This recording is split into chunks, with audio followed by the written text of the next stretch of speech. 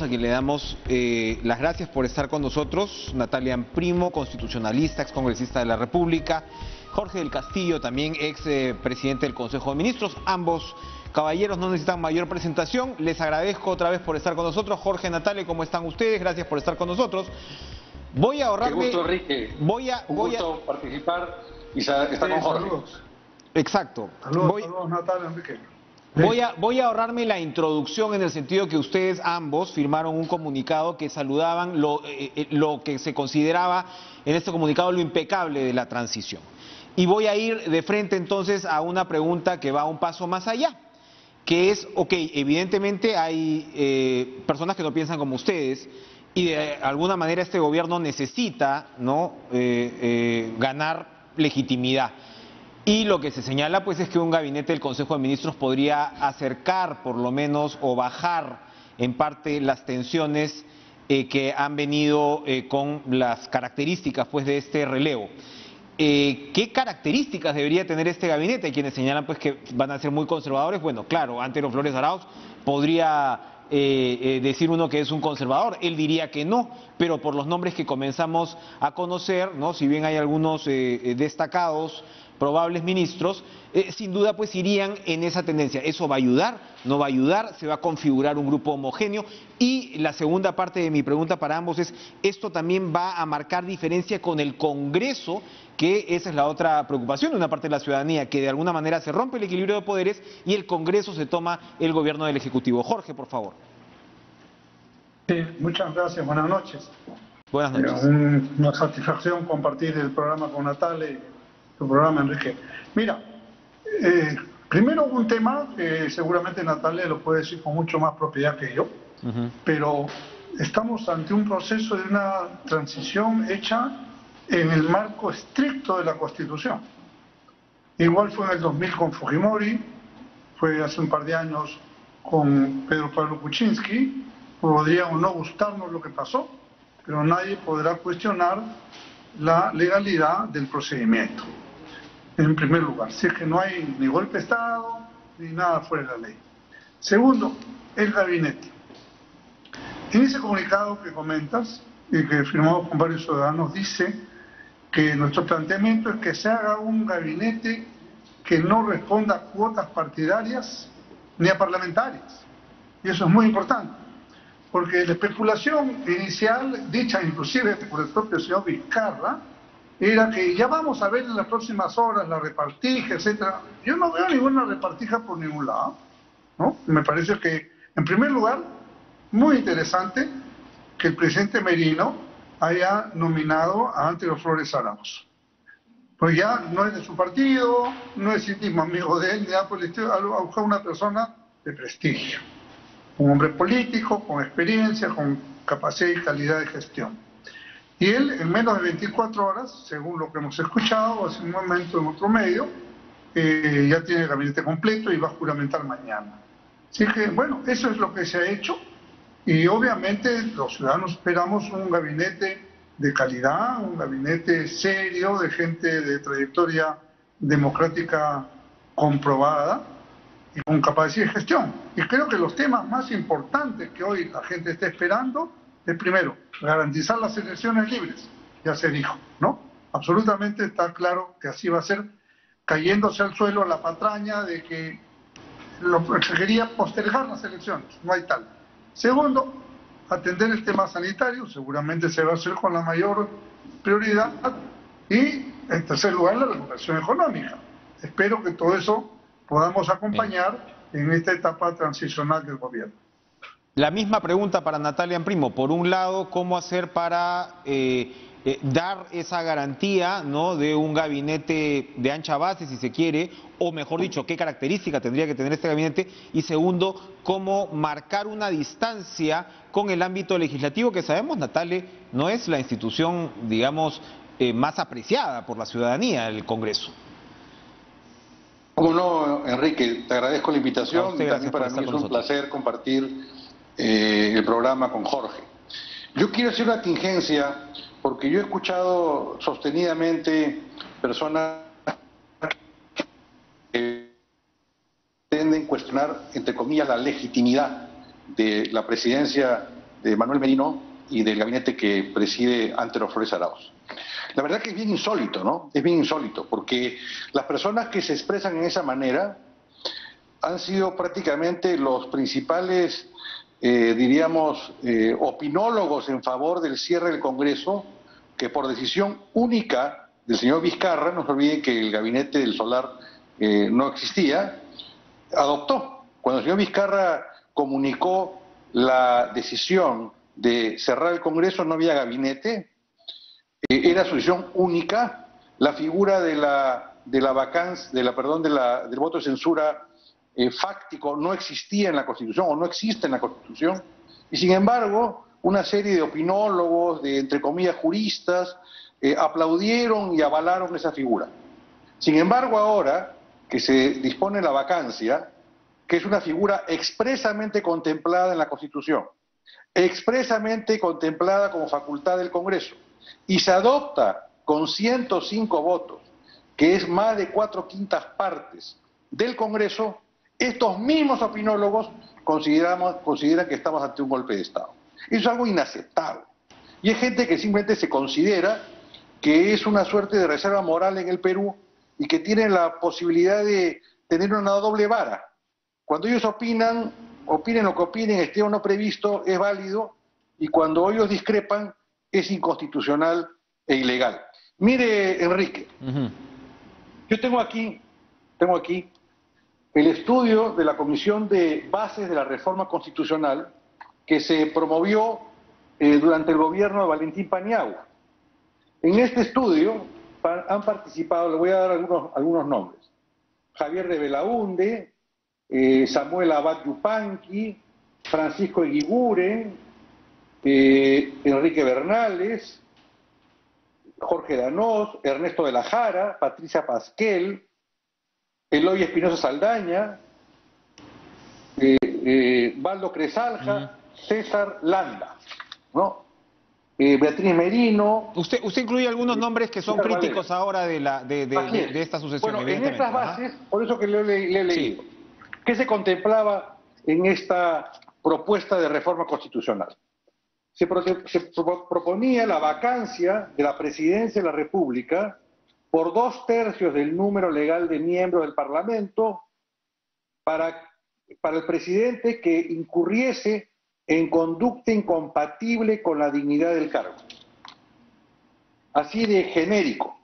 O me dirá usted que esta era una descripción acotada, como la que ahora se reclama, como si fuera una cosa imprescindible. El mecanismo de incapacidad moral o de conducta incompatible con la dignidad del cargo es un mecanismo que justamente por su propia naturaleza está contemplado de manera amplia y general, porque lo que implica es permitir que el poder legislativo, por una amplia mayoría, lo cual evita justamente la posibilidad de que mayorías temporales o provisionales se logren, por una amplia mayoría, retire del cargo a aquel que no tenía una conducta propia y que es indigno para seguir representándonos. Bueno, está bien. La situación del señor Vizcarra ha sido generada por el señor Vizcarra, quien, en primer lugar, para afuera cuestionaba la vacancia del señor Kuczynski. Sin embargo, hoy día está todo demostrado que el señor Vizcarra era un operador oculto de algo que es además un acto de felonía y de deslealtad. Después el señor Vizcarra indicó que no conocía al señor Camayo. Sin embargo, ha quedado demostrado que el señor Vizcarra no solamente lo conocía, sino que frecuentaba su casa. Y que las fotos que indicó que eran trucadas, ha quedado demostrado que eran correctas.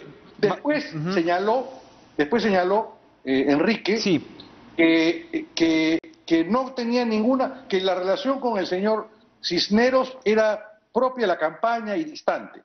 Quedó demostrado que no solamente lo frecuentaba, sino que inclusive ingresaba a Palacio con el celular, no se le retiraba por su instrucción, y que además retiraba los ingresos del registro oficial. Y finalmente dijo que su relación con el señor exministro Hernández era una relación distante, profesional, y lo que ha quedado demostrado es que lo pretendía utilizar como...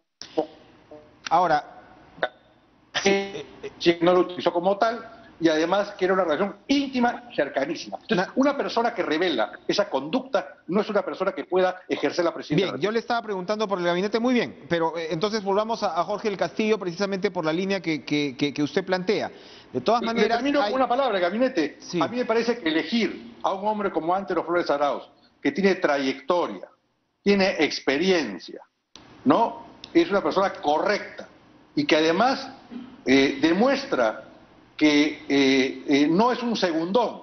Se ha elegido una persona con techo propio, porque hemos estado acostumbrados en el gobierno del señor Vizcarra a tener primeros ministros segundones o que requieren luz verde para actuar. Muy bien. Aquí no, acá tenemos una persona de principios, de valores y de prestigio. Natalia Primo ha introducido, Jorge, una variable bien interesante, este tema de la reforma constitucional, la voy a revisar, pero el hecho es que sobre la constitución actual, la Secretaría General de la OEA ha emitido un comunicado que, bueno, hay quienes dicen que la OEA no sirve para nada, pero el hecho es que Iván Duque, que es presidente de Colombia, que es uno de los principales socios del Perú, particularmente de la Alianza del Pacífico, sí le ha pedido al Tribunal Constitucional que defina sobre la viabilidad de la figura de la incapacidad moral. ¿Está claro entonces ese debate también para usted, Jorge del Castillo? En primer lugar, el presidente Duque, he leído la declaración del gobierno de Colombia y no es exactamente lo que dice, pero si así fuere, eso sería una intromisión en la soberanía del Perú. Un presidente de otro país no puede cuestionar el tracto constitucional que se ha cumplido cabalmente. Por eso insistimos, y creo tanto Natalia como yo, coincidimos en la absoluta legitimidad de lo que ha pasado. En segundo lugar, ha salido también una declaración de la OEA, ¿no? Sí. O sea, que impulsa este tema, que menciona de alguna forma. Jorge, si me permite, si me permite, el Twitter de Iván Duque directamente dice: respaldamos comunicado secretario OEA oficial Almagro sobre situación en Perú. Coincidimos que elecciones de abril 2021 son gran oportunidad para fortalecer la democracia, bueno, obvio, pero añade, Tribunal Constitucional debe pronunciarse sobre legalidad y legitimidad de decisiones adoptadas. Textual lo que dice el presidente de Colombia. A ver, en primer lugar, la rechazo completamente. El presidente Duque, y yo fui amigo de su padre, no tiene ningún derecho a expresarse de esa naturaleza, de esa manera, en primer lugar.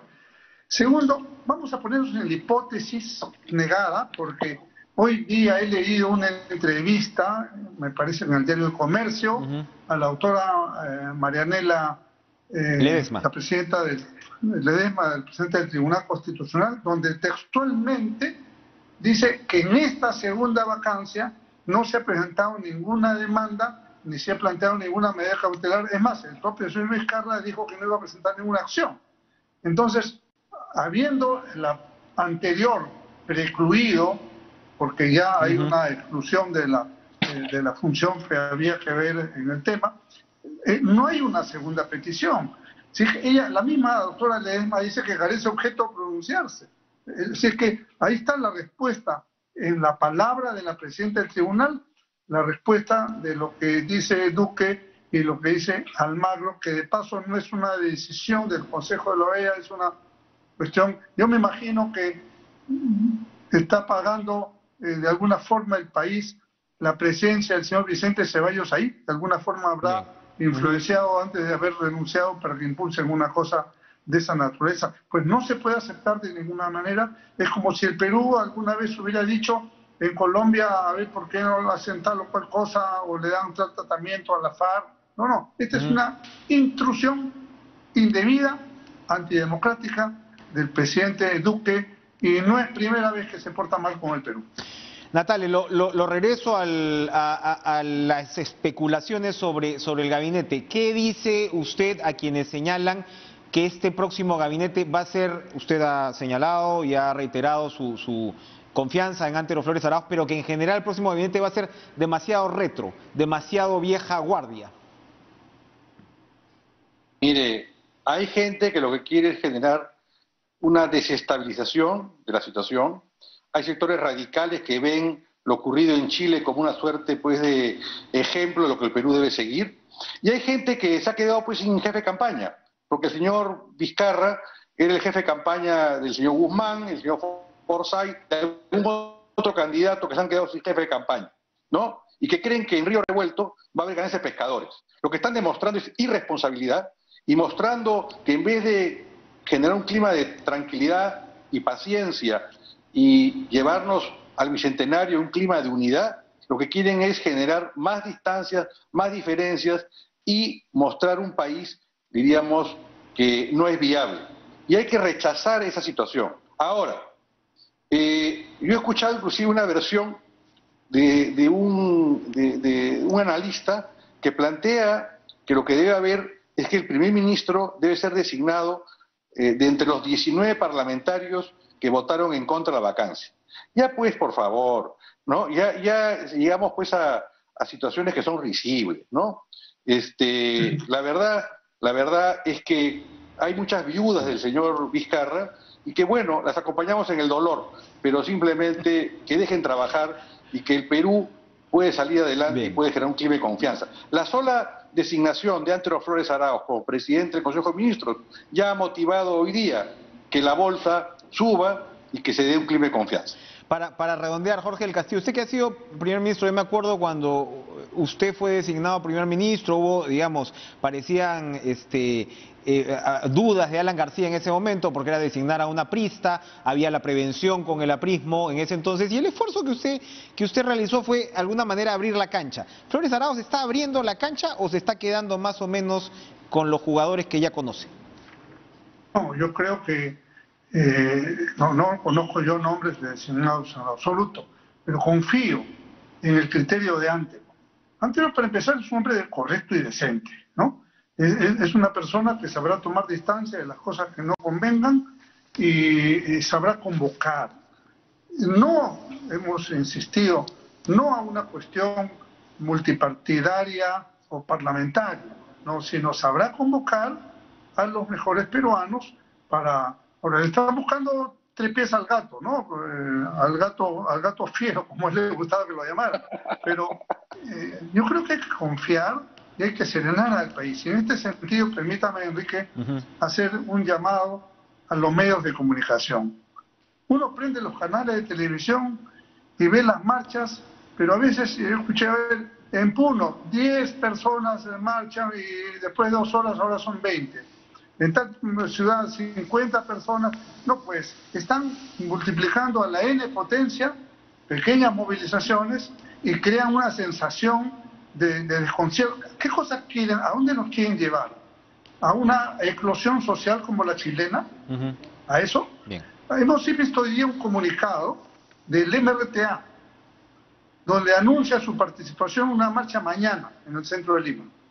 Entonces hay una mezcla acá rara. Hay muchos jóvenes de buena voluntad que seguramente quieren ir, creen, sus familias, no sé, pero van a estar infiltrados. El Movadef, ¿ustedes creen que se va a quedar tranquilo ahí sentadito esperando a ver qué cosa es lo que pasa? Bien. No. Bien. Mañana puede haber graves problemas en la ciudad porque, y me extraña mucho que la fiscal de la Nación, que no asistió a la toma de mando del presidente Merino, pero ahora sí le pone el aval para que salgan a marchar nomás. Y el jovencito que agredió al congresista Burga, por supuesto ya lo soltaron sin cargo, ¿no? Eso es invocar y llamar a la violencia de manera irresponsable. Gracias Jorge del Castillo. Natalia Primo. Una cuestión nada más, Enrique. Sí, pero una cuestión que quiero puntual, rapidito, por favor. Muy puntual, 2 cositas. En primer lugar, mire, yo tuve el honor de ser vicepresidente del Congreso cuando antes lo presidió, y esa mesa directiva, que fue un ejemplo en el Congreso del año 2001 al año 2006, estuvo integrado por diferentes parlamentarios que pertenecían a diferentes bancadas. O sea que Antero es una persona que sabe convocar. Y en segundo lugar, sobre lo que dice Jorge, oiga, la Constitución establece que para poder hacer convocatorias en plazas o en vías públicas, se exige un anuncio anticipado a la autoridad, la que puede prohibirlos por seguridad o por sanidad pública. Yo no creo que los que han convocado estas marchas hayan cumplido con aquello que dice la Constitución. Así que no generemos un clima después de violencia, que nos tengamos que arrepentir. cuando aquellas personas irresponsablemente convocan a marchas sin siquiera cumplir los mecanismos que contempla expresamente la Constitución. Se nos va a quedar corto cada vez más cara a cara. Gracias Jorge del Castillo y Natalia Primo por acompañarnos esta noche. Vamos a ir a una pausa. Regresamos aquí en nuestro